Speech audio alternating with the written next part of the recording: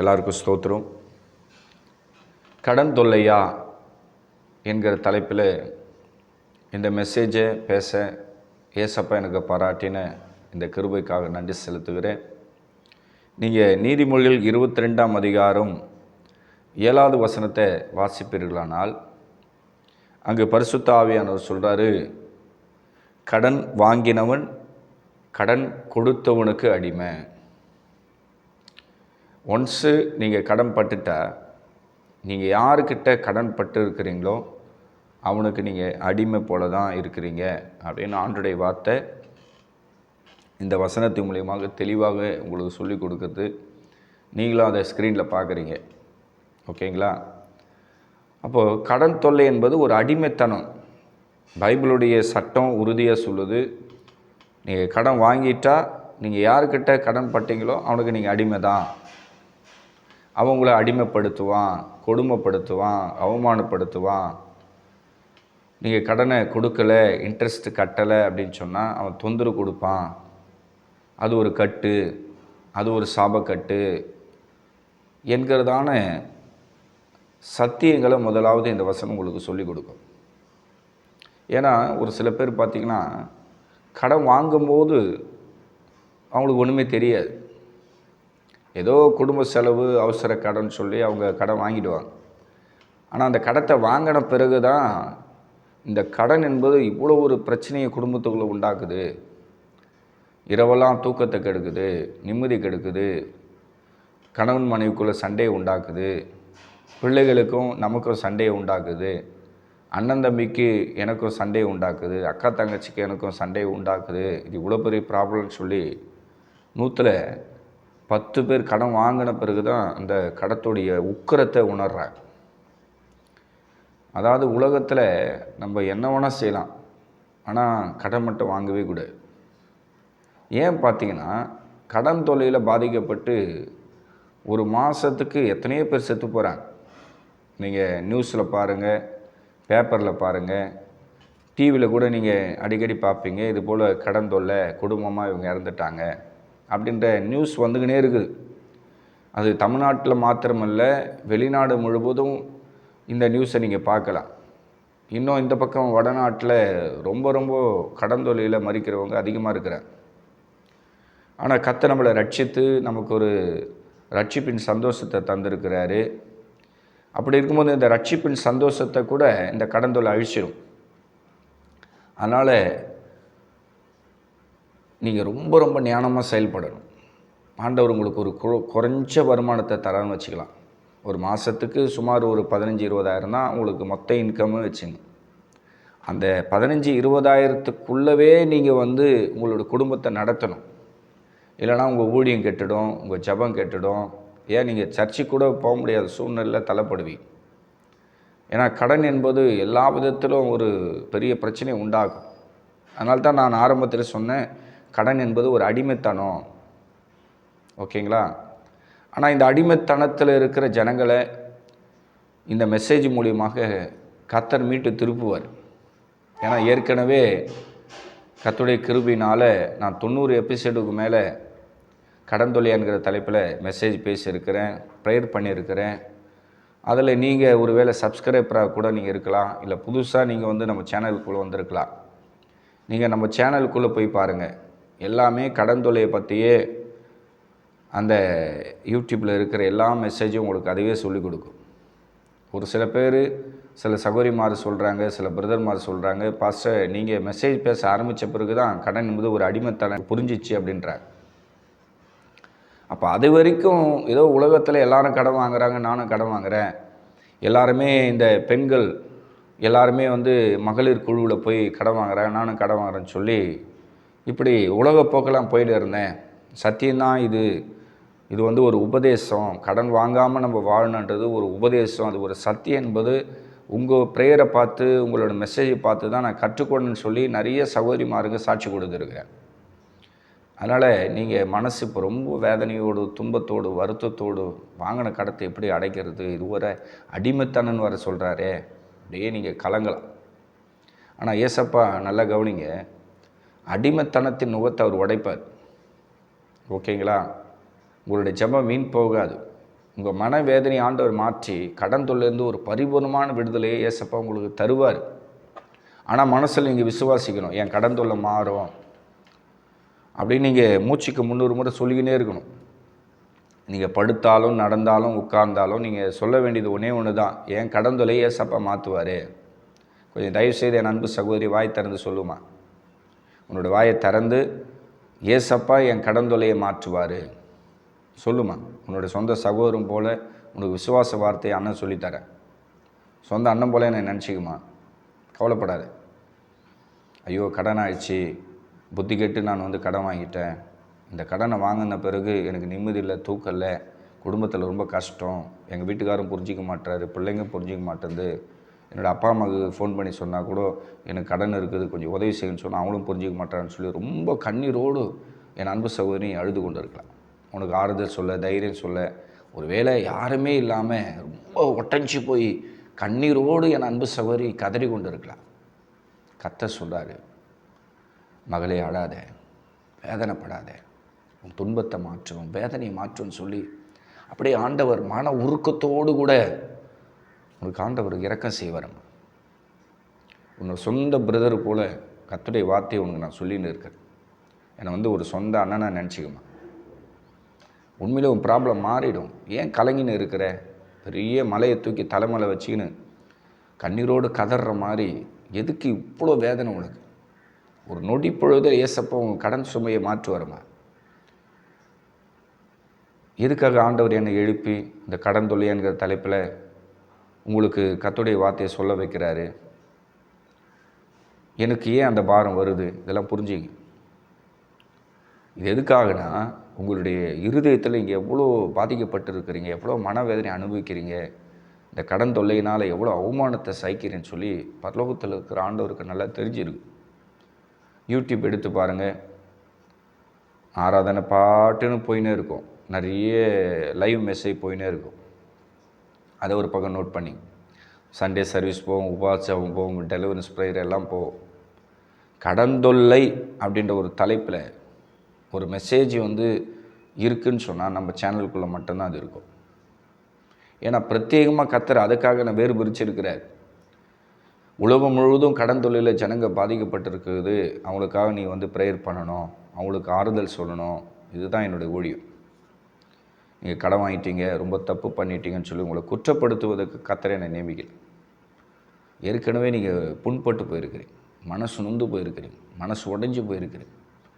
நம்ம ஏன் வாழணும், ஏன் இருக்கணும், நம்ம வாழ்க்கை இப்படி சூனியமாயிடுச்சுன்னு சொல்லி நீங்களே ரொம்ப பாதிக்கப்பட்டு இருக்கும்போது உங்களுடைய புண்ணான மனசுக்கு ஆண்டவர் மருந்து போல் அவருடைய வார்த்தை உங்களுக்கு தரார்.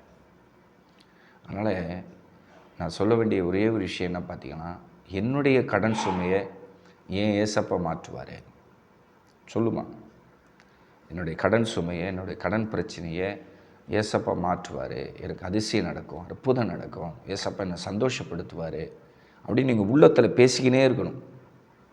உள்ளத்தில் நீங்கள் விசுவாசத்தோடு பேசிக்கினே இருக்கணும். கடன் சுமை மாறும், கடன் பிரச்சனை மாறும், நான் அந்த லோனை கட்டிடுவேன், இந்த லோனை முடிச்சிடுவேன், அந்த கடன் பிரச்சனையை மாற்றுவேன், இந்த 10 காசுக்கு இன்ட்ரெஸ்ட் வாங்கினேன், 5 காசுக்கு இன்ட்ரெஸ்ட் வாங்கினேன், 20 காசுக்கு இன்ட்ரெஸ்ட் வாங்கினேன், இதெல்லாம் நான் கொடுத்துருவேன். இந்த கையினால் ஏசப்பா கொடுக்க வைப்பார், என் ஜெபத்தை அப்பா கேட்பார். சங்கீதம் 65ஆம் அதிகாரத்தை பாருங்கள். அந்த 65ஆம் அதிகாரத்தில் ஏசப்பா சொல்கிறாரு, நான் உன்னுடைய ஜெபத்தை கேட்பேன், என்கிட்ட வா. வாசிக்கலாமா? சங்கீதம் 65:2 பாரு.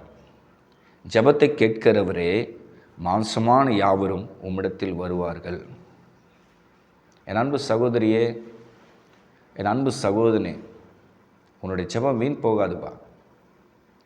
உண்மையாக விசுவாசத்தோடு நீங்கள் இருங்க, மனசை சுத்தம் பண்ணிங்க, மனசில் தைரியத்தை வளர்த்துங்க.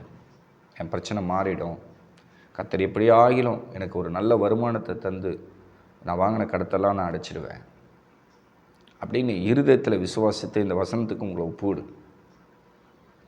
மெய்யாகவே உங்களுடைய ஜெபத்தை ஆண்டவர் கேட்பார். அடுத்தது பாருங்கள், 66ஆம் சங்கீதத்தில் 19 வாசித்து பாருங்களேன். அதில் என்ன போட்டிருக்கு பாருங்கள். மெய்யாய் தேவன் எனக்கு செவி கொடுத்தார், என் ஜெப சத்தத்தை கேட்டார். தாவீதோட விசுவாசம் பார்த்தீங்கன்னா, தாவீதோட வாழ்க்கையில் எவ்வளோ பிரச்சனைகள், போராட்டங்கள், உபத்திரங்கள், பல மாதங்கள், பல வருஷங்கள் காட்டிலேயே அவன் வாழுறான். எவ்வளோ கஷ்டத்தை தாவீது அனுபவிச்சிருப்பான்னு நினைக்கிறீங்க? ஏன் அவனோட உயிருக்கு, பிராணனுக்கு பயங்கர ப்ராப்ளம் வந்தது. சவுலால் பயங்கர கஷ்டம் வந்தது. அப்சலோமால் தாவீதுக்கு பயங்கர கஷ்டம் வந்தது. அதெல்லாம் அவன் பொருட்படுத்தலை. நம்ம உயிரே போனாலும் கர்த்தரை நம்ம ஆராதிக்கணும்னு சொல்லி காட்டில் கூட கர்த்தரை அவன் தாவீது ஆராதிக்கிறான்.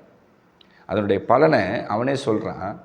மெய்யாய் என்னுடைய ஜெபத்தை தேவன் கேட்டார், எனக்கு செவி கொடுத்தாரு அப்படின்னு தாவீது விசுவாசத்தை உங்களுக்கு எனக்கு சொல்லி கொடுக்குறான். அடுத்தது தாவீது, அதே 66ஆம் சங்கீதம் 20ஆம் வசனத்தில் என் ஜெபத்தை அவர் தள்ளவே இல்லை அப்படின்ற அதையும் கூட நம்ம வாசித்துடலாம் பாருங்கள்.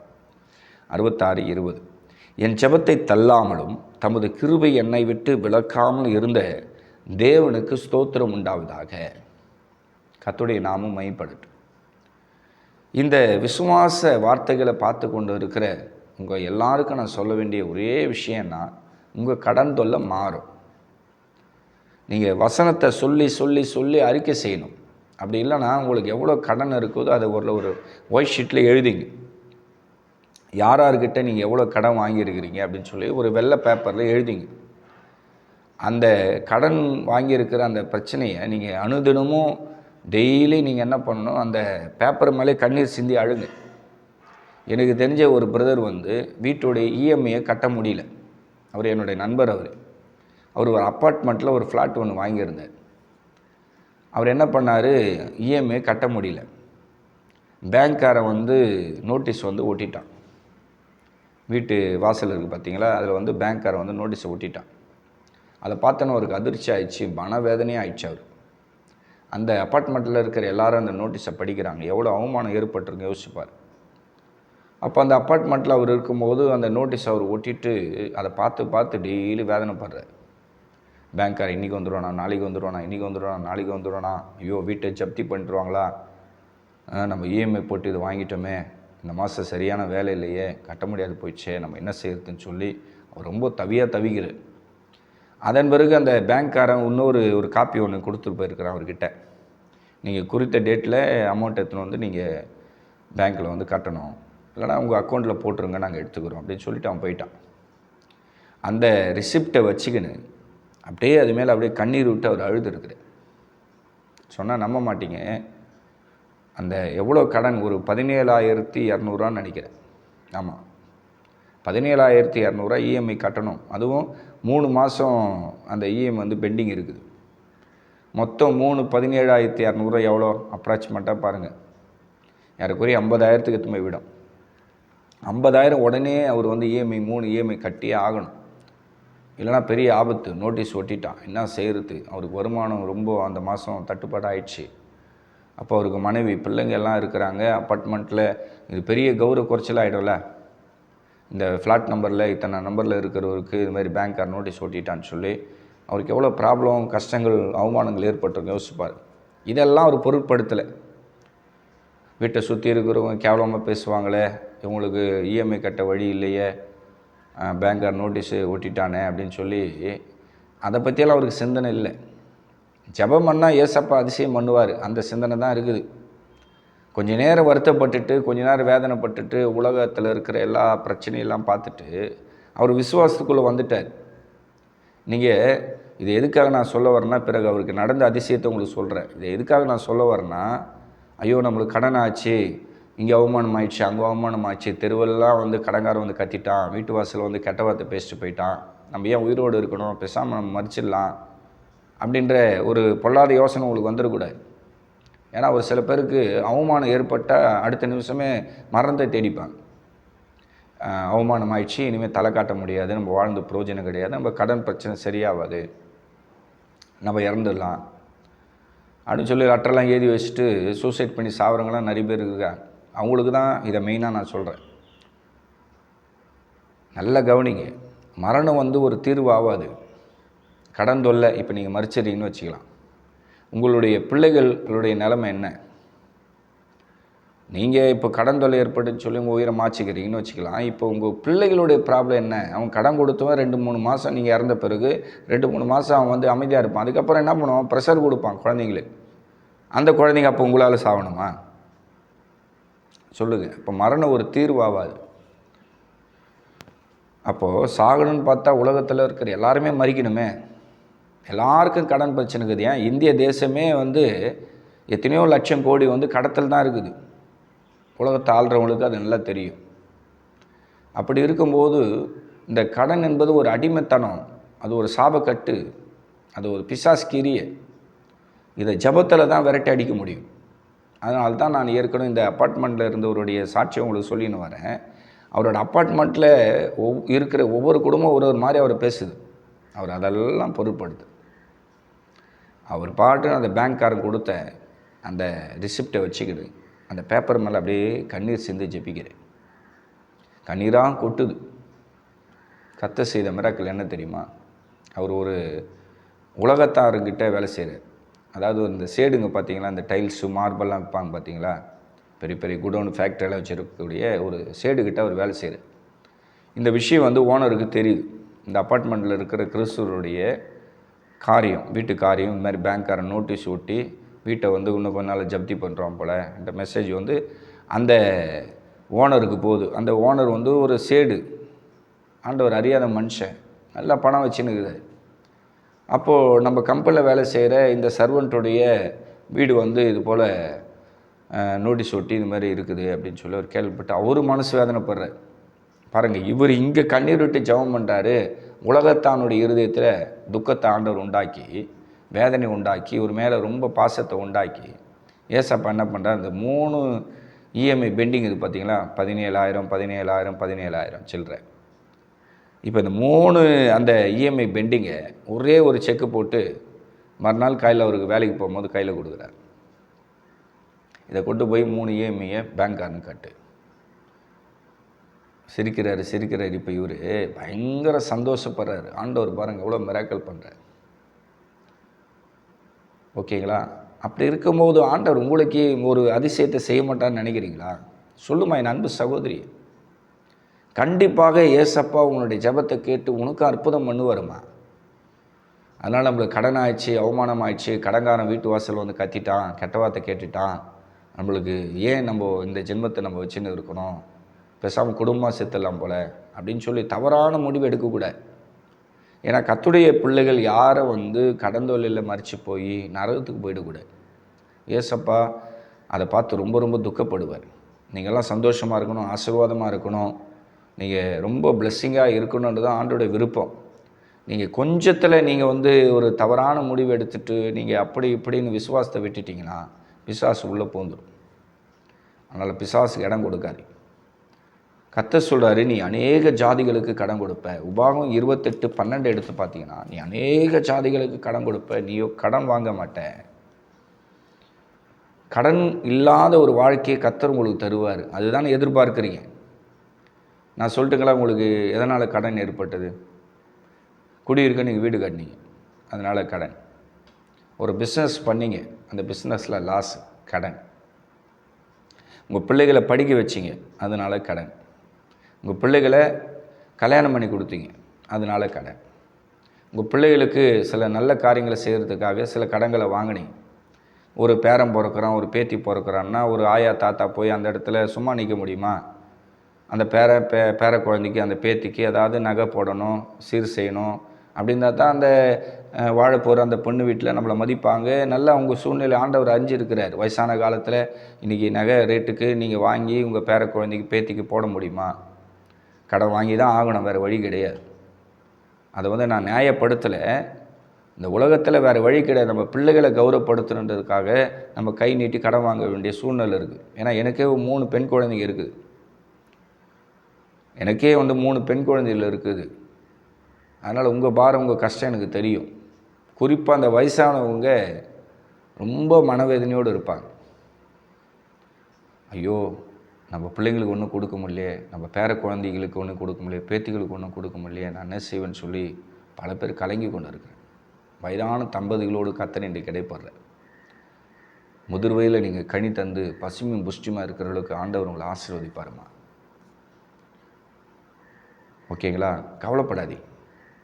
இப்படியே சூழ்நிலை இருக்கும், இப்படியே நம்ம மறிச்சிடுவோம், நம்ம பிள்ளைங்களுக்கு 10 ரூபா வந்து கொடுக்க முடியாது போல், நம்ம சேர்த்து வச்சு இவ்வளோ பாடுபட்ட எல்லா சொத்தும் சுகமும் நகையும் பணமும் எல்லாம் போச்சே, இனி வயசான பிறகு நம்மளுக்கு என்ன பிள்ளைங்களுக்கு கொடுக்க இருக்குது அப்படின்னு சொல்லி நீங்கள் அழுது கொண்டு இருக்கலாம். கர்த்தர் சொல்கிறாரு, நீ அநேக ஜாதிகளுக்கு கடன் கொடுப்ப. அநேக ஜாதிகள் உங்ககிட்ட வந்து பல பேர் பண உதவி கேட்டு வருவார். ஆண்டவருடைய வார்த்தை ஒன்றும் பொய்யாகாது. நீங்கள் அப்படியே இந்த வசனத்தை பாருங்கள். அநேக ஜாதிகளுக்கு நீ கடன் கொடுப்ப, கடன் வாங்கவே மாட்டேன். அதனால் சிரிக்க ஒரு காலம் இருக்குது, அழ ஒரு காலம் இருக்குது, நட ஒரு காலங்குது, நட்டதை பிடுங்க ஒரு காலம் இருக்குது. இப்போ நீங்கள் அழற காலமாக இருக்கலாம், கடன் வாங்கிட்டு நீங்கள் கண்ணீரோடு நீங்கள் அழுது கொண்டு இருக்கலாம். அத்தை சொன்னார் அல்லவா, அழ ஒரு காலம் உண்டு, சிரிக்க ஒரு காலம் உண்டு. கர்த்தர் உங்கள் சூழ்நிலையை மாற்ற ஒரு வல்லவராக இருக்கிற. மெயினாக உங்கள் விசுவாசத்தை கர்த்தர் பார்க்குற. நீங்கள் எவ்வளோ இருதயத்தில் விசுவாசம் வச்சுருக்கிறீங்க. கடனாச்சு கடனாச்சு கடனாச்சின்னு சொல்லி நீங்கள் எவ்வளோ புலம்புறீங்க. இதெல்லாம் ஆண்டவர் பார்த்துட்டு இருக்கிற. நீங்கள் ஒன்றும் செய்யாதீங்க, நான் சொல்கிறத மட்டும் செய். ஏசப்பா, நான் கடன் வாங்குனது தப்பு, உங்களுக்கு நான் துரோகம் பண்ணிட்டேன், இந்த பைபிளுக்கு துரோகம் பண்ணிட்டேன் அப்படின்னு நீங்கள் அப்படியே அறிக்கை செய்.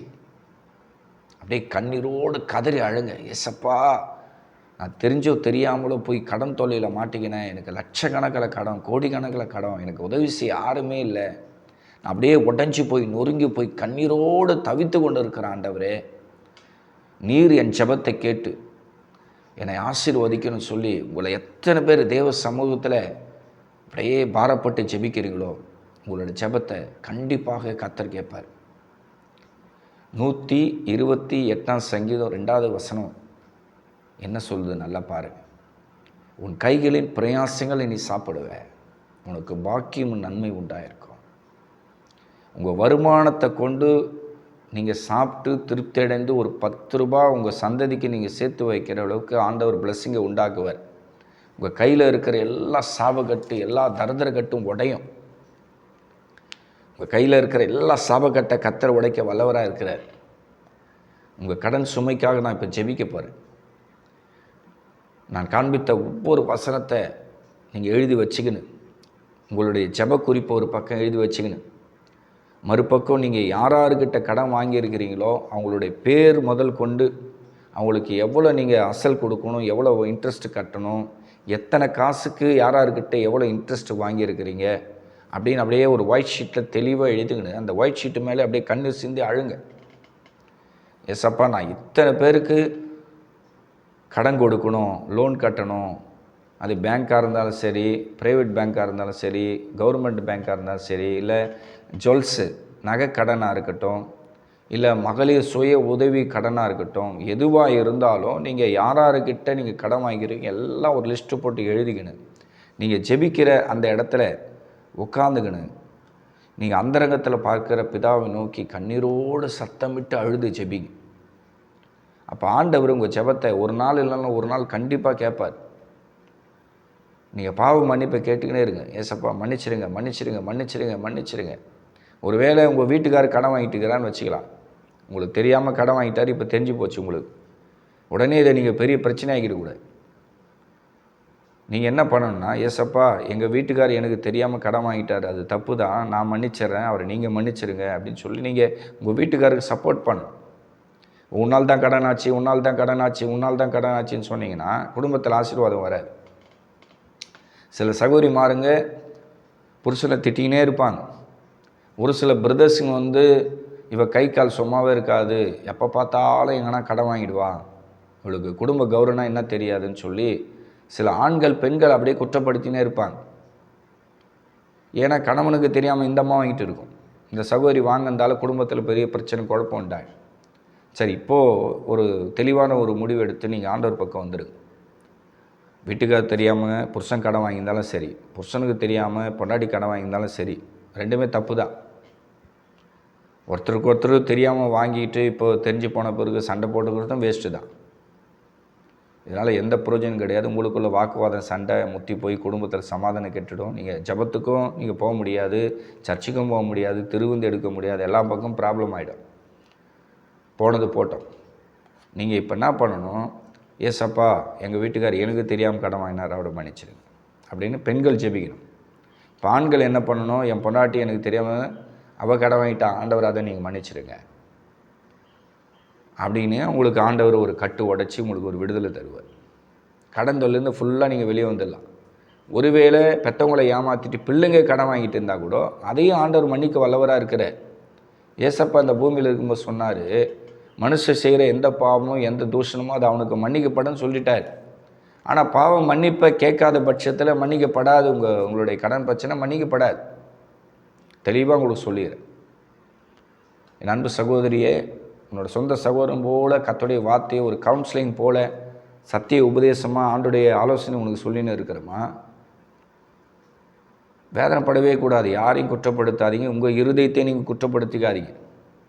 நான் குற்றவாளி உங்கள் இருதயத்தை நீங்கள் சொல்லக்கூடாது. உங்கள் வீட்டில் இருக்கிறவங்களையும் நீங்கள் சொல்லக்கூடாது. அது கணவராக இருந்தாலும் சரி, பையனாக இருந்தாலும் சரி, பொண்ணாக இருந்தாலும், உன்னால் தான் எனக்கு இந்த அவமானம், உன்னால் தான் இந்த பிரச்சனை, குடும்பத்தில் சண்டைக்கு காரணம் நீ தான் சொல்லி யாரையும் குற்றப்படுத்தாது. ஏசப்பா சிலுவையில் தொங்கும் போது என்ன சொன்னார் சொல்லுங்கள், பிதாவே இவர்களை மன்னிச்சிட்டார். பிதாவே இவர்களை மன்னியும், தாங்கள் செய்கிறது என்னதென்று அறியாமல் இருக்கிறாங்க அப்படின்ட்டார். இதை தான் நம்ம ப்ரேயரில் சொல்லணும்.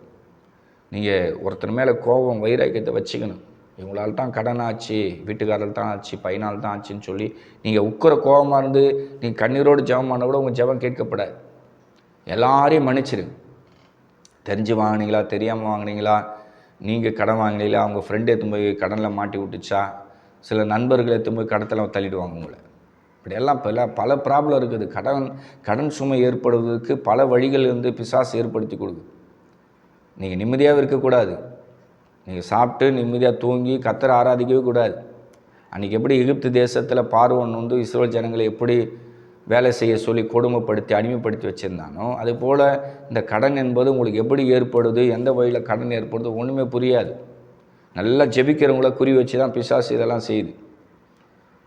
ஆண்டவரை தேடுறவங்க, நல்லா ஜெபிக்கிறவங்க, ஊழிய வாஞ்சியோடு இருக்கிறவங்கள எப்படியாலும் அந்த பிசாசு வஞ்சிக்கணும்னு சொல்லி பயங்கரமாக அவங்கள தான் டார்கெட் பண்ணி சாத்தான் விழுத்துறான்.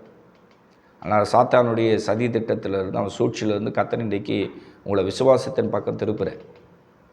ஆண்டவர் உங்களுக்கு ஒரு ஜெயத்தை தருவார். இந்த ஜெயம் பூலோகத்தில் மாத்திரம் இல்லைங்க, பரலோக ராஜ்யம் போகிற வரைக்கும் ஆண்டவர் அந்த ஜெயத்தை உங்கள் தலைமையில் வச்சுருக்கிறேன். நீங்கள் ஜெயிப்பீங்க. உலக மாம்ச பிசாசை ஜெயித்து ஜெயம் எடுக்கிறவங்களுக்கு ஆண்டவர் வல்லமையும் அபிஷேகத்தையும் வரங்களையும் வாக்கு தத்தங்களை கர்த்தர் உங்களுக்கு தந்து உங்களை பலப்படுத்துவார். ஏசப்பா உங்களை கைவிட வாய்ப்பே கிடையாது. நீங்கள் பாவ அறிக்கை செய்யுங்க. ஏசப்பா நான் கடன் வாங்கிட்டேன், என் வீட்டார் வாங்கிட்டாங்க, என்னுடைய குடும்பத்தார் வாங்கிட்டாங்க, பிள்ளைகள் வாங்கிட்டாங்க, இதெல்லாம் மன்னிச்சிடுங்க. ஒட்டுமொத்த கடன் சாபகட்டை உடைச்சி கடன் தொல்லேருந்து எனக்கு அற்புதமான விடுதலை தாங்கன்னு சொல்லி உங்களை எத்தனை பேர் ஆண்டவர் சமூகத்தில் தாழ விழுந்து விடுதலை கேட்குறீங்களோ எல்லாருக்கும் கடன் தொல்லேருந்து ஏசப்பா இன்றைக்கி விடுதலை தரப்போகிறார். இப்போ நம்ம கண்களை மூடி ஜெபிக்க போகிறோம். ஆண்டவர் உங்கள் ஜெப சத்தத்தை கேட்க உங்கள் வீட்டுக்கு வந்திருக்கிறேன். என் அன்பு சகோதரி, உங்கள் வீட்டுக்கு ஏசப்பா வந்திருக்கிறாருமா, உன்னை தொட்டு ஆசீர்வதிப்பார். என் அன்பு சகோதரனே, உன் வீட்டுக்கு ஏசப்பா வந்திருக்கிற, கடன் தொல்லையில் நீ அப்படியே கதறி கொண்டு இருக்கிற, அப்படியே கண்ணீரோடு அப்படியே அவமானத்தை பொறுத்துக்கணும், அப்படியே கதறி கொண்டு இருக்கிற நீ, கர்த்தர் வீட்டுக்கு வந்திருக்கிறாருப்பா. இப்போ ஜெபிக்கலாம். கண்ணை மூடுவோம்.